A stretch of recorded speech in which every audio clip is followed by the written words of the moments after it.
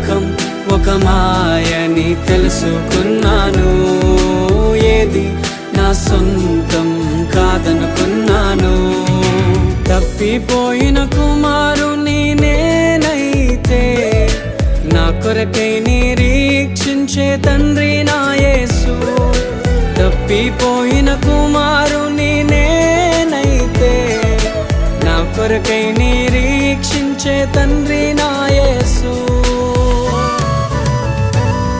ఈ లోకమంతా నేను వెతకినా నాకు లేదయ్యా ఎక్కడా ఆనందం.